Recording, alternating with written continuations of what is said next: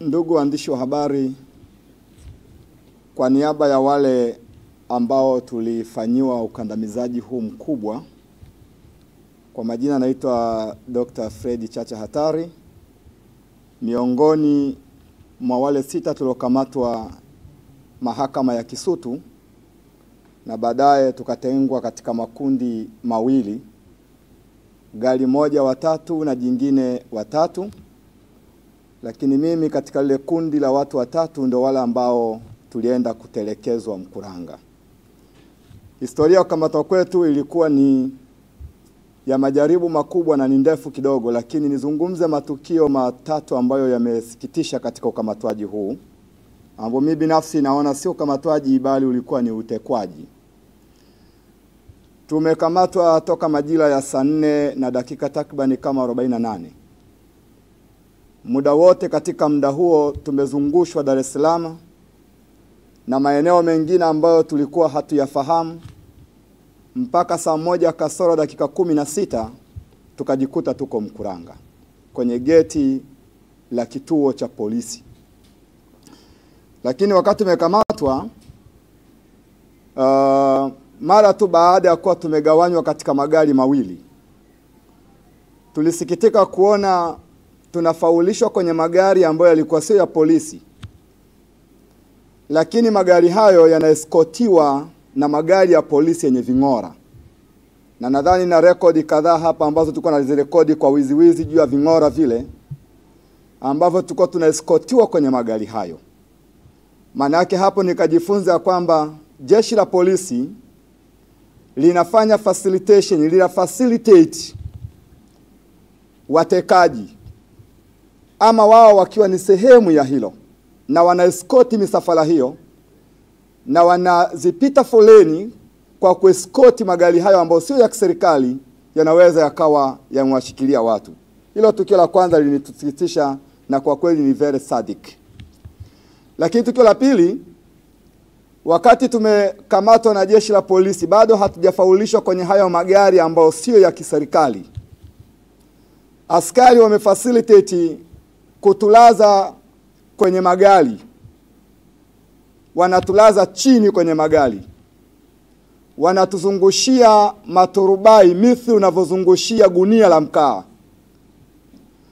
Tunasafirishwa kwa zaidi ya masaa 6 kwenye gari umelala, huku umezungushiwa maturubai bila kujali unaweza ukaingia kwenye suffocation ya hewa ukafa. Wao hawakujali juu ya hilo. Swala la upumueje na uoneje lilikuwa ni jitihada zako binafsi za usiri, na hata pale ulipoonekana dhahiri unaonesha kujiokoa dhidi ya suffocation, walikupiga ngumi kwenye kichwa kukwambia hauna mamlaka ya kunyanyua kichwa. Ilikuwa ni hali ngumu sana. Majira ya saa 9 tulijikuta tuko katika msitu ambao mimi binafsi na wenzangu hatukutambua msitu ule. Na katika kuhojiwa, kwa bahati nzuri sana, katika wale watatu tu ambao tulikuwa pia hatufahamiani, mmoja alikuwa ni mfanyabiashara kutoka Buguruni anaitwa Sambole Peter, na mwingine alikuwa ni kada wa Chama cha Mapinduzi, ni mkazi wa Mnazi Mmoja, na alionyesha mpaka kadi ya chama na kulia ukunga kuambia wamwachie kwa kuwa yeye sio Chadema. Lakini bado alisema samaki mmoja akioza huenda umeshawishiwa, wote mmeoza. Katika msitu ule ambao kulikuwa na bwawa dogo lenye mtaro, bila shaka linapokea maji taka kutoka kwenye viwanda, askari wale wakiwa na silaha wakatuambia, kwa kuwa mnampinga mama ambaye anawaleteeni maji safi na salama ya kunywa, basi leo mtakunywa maji ya sumu mfe, ili mjute kwa nini mnapinga na waleteeni maji safi na salama. Tukaelezwa kutoka kwenye gari takriban kama mita 50, usawa na urefu katikati ya urefu wa uwanja wa mpira, tukaambiwa tutambaye kwa kutumia tumbo, twende tukayanywe yale maji ya sumu. Laiti kama ingelikuwa wala askari katika mazungumzo yao kuonesha kule walikokuwa wanaelekeza kutupeleka, walikuwa wanapita kama chimbo la pili, kwamba gari lao lilikuwa halina mafuta ya kuweza kufika huko, na hatimaye kuamuru tuondolewe pale tupelekwe chimbo moja, huenda tulikuwa tunapelekwa kwenye chimbo ambalo leo tusingelikuwa kwenye media tunazungumza. Inawezekana kabisa. Baada ya pale, kabla hatujafikia yale maji, wakatuondoa haraka tupande kwenye magari na kisha tuondoke. Na kweli tukawa tumeondoka, tukatembea kwa takriban lisali moja, tukafika mahala tukakaa.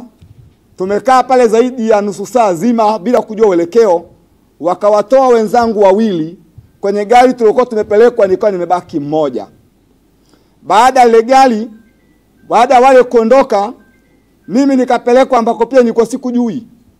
Kilichoniokoa pengine, baada ya kufika mahala nikaona kuna kelele nyingi za watu, nikafanya prukshani kuhoji kwa sauti kubwa, mnanipeleka wapi angalau basi nipate kujulikana kwamba nimo ndani ya gari lile. Wakanikandamiza, lakini angalau bodaboda walikuwa pale wakapiga picha, wakarekodi. Ndio maana gari lile likala kona upande wa kushoto, likaacha barabara inaelekea, na hatimaye tukashika barabara ya vumbi. Dakika 2 mbele nikajikuta natelekezwa kwenye lango la beria ya kituo cha polisi ambacho sikujua ni kituo kipi. Baada ya kunitelekeza pale, waliniuliza swali moja tu, unapajua kwenu? Nikasema ndio. Ni wapi? Ni Dar es Salaam. Wakaniambia geuka nyuma, ukimbie utafute Dar es Salaam ilipo. Hapo ndipo nilipopata uchochoro wa kurudi na kukimbia. Mbele mita kadhaa nikakutana bodaboda. Nikamuuliza hapa ni wapi? Akanambia hapa ni Mkuranga. Hii barabara nitokako ni wapi? Akanambia hapo kuna kituo cha polisi. Kwa ujasiri mkubwa, mheshimiwa kama mwenyekiti, nirudi kwa kunyata, nikaenda nikapiga picha eneo lile la kituo cha polisi. Na baada ya hapo, ili nisipate kuonekana kwa wivu wa uoga nilikuwa nimekwisha kuingiwa, nikalazimika tena kukimbia. Ndio maana picha hizo za kituo cha polisi ninazo. Rekodi ambazo walikuwa wanatusafirisha kwenye misafara ya ving'ora tuwasindikizwa na polisi ninazo kadhaa. Nilizokuwa najirekodi nilishindwa kuzituma kwa sababu nilikuwa niko kwenye hatari ya ulinzi mkali wa kuzirusha zile clips. Kwa katika haya kiukweli, kwa niaba ya wananchi, lakini kwa niaba ya taifa langu, niseme tumehuzunika sana kuona kwamba nchi yetu badala ya kutulinda leo, hatuna imani na polisi, hatuna imani na mamlaka za usalama. Leo inatakiwa ukimwona polisi ukimbie. Hatuna imani kabisa na ulinzi wa taifa letu. Hali hii ni mbaya sana. Na kwa kweli sio mara ya kwanza kukamatwa na polisi, lakini ukamatwaji wa juzi ulikuwa ni ukamatwaji wa aina nyingine ya kipekee ambao nachelea kusema, nadhani ulikuwa na makusudi ya kutoa roho yangu na kutoa roho za watu wengine. Baada ya kuyasema hayo, ni laani sana vitendo hivyo. Niungane na chama changu kulaani, lakini niseme yote yaliyotokea hayajanivunja moyo hata kidogo. Badala yake nasema wameendelea kunipaza, lakini kunipatia hamu kubwa na shauku ya kupigania haki za taifa hili, na nitaendelea kulipigania na wala sitokoma. Asanteni sana kwa kunisikiliza.